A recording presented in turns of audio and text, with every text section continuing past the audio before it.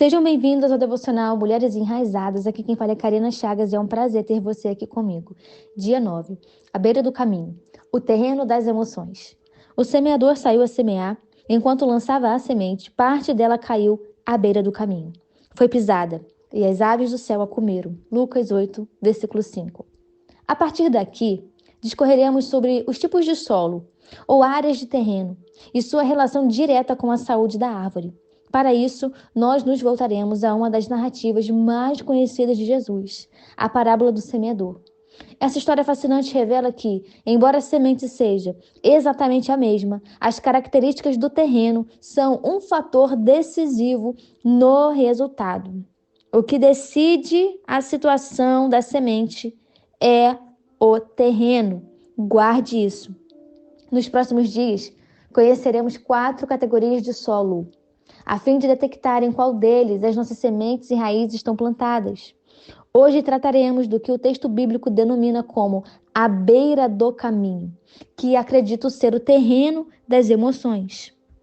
Segundo as palavras de Cristo, 2 coisas acontecem com as sementes lançadas nesse tipo de terra. Uma parte é pisada pelas pessoas e outra é comida pelas aves.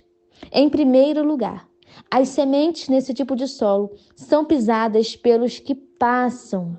A beira do caminho consiste em um lugar de passagem e trânsito, marcado por intensa movimentação de pessoas que albergam todo tipo de sentimentos e feridas emocionais.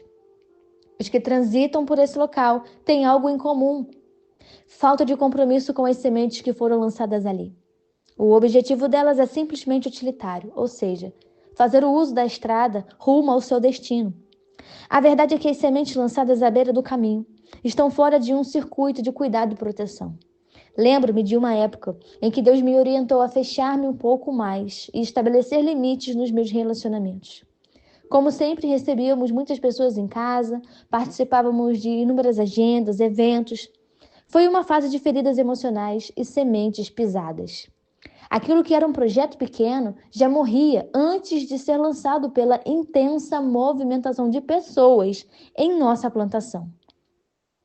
Não demorei para entender que a multidão, escute bem, não demorei para entender que a multidão não tem compromisso com as nossas emoções, nem com as nossas sementes, de modo que tudo o que se encontra à beira do caminho pode vir a desmoronar. Por isso mesmo, você deve proteger as suas emoções da multidão. Isso também vale para as redes sociais. Cuidado com o que mostra para todo mundo. Para ilustrar melhor o que eu estou dizendo, compartilho uma pequena história que ouvi há uns anos. Certo dia, uma enorme sequoia, atração de um grande parque, veio ao chão. Quem conhece essa espécie sabe que se trata de árvores gigantescas. Entretanto, curiosamente, embora formem uma malha muito resistente, de maneira que uma queda é praticamente impensável, suas raízes não são profundas. Alguns especialistas foram contratados para descobrir o que havia fragilizado aquelas raízes, e a conclusão foi simples: a movimentação humana no terreno em que a planta estava. O grande número de pessoas que andavam ao redor daquela árvore imensa acabou enfraquecendo suas raízes, até que estas perderam a capacidade de sustentá-la. O mesmo acontece quando há uma enorme movimentação em torno das nossas emoções. As raízes emocionais enfraquecem e podem nos fazer cair. É por isso que acredito fortemente que Deus deseja levá-la a um período de cura nos seus relacionamentos e, se necessário, a uma transição ou troca de mesas.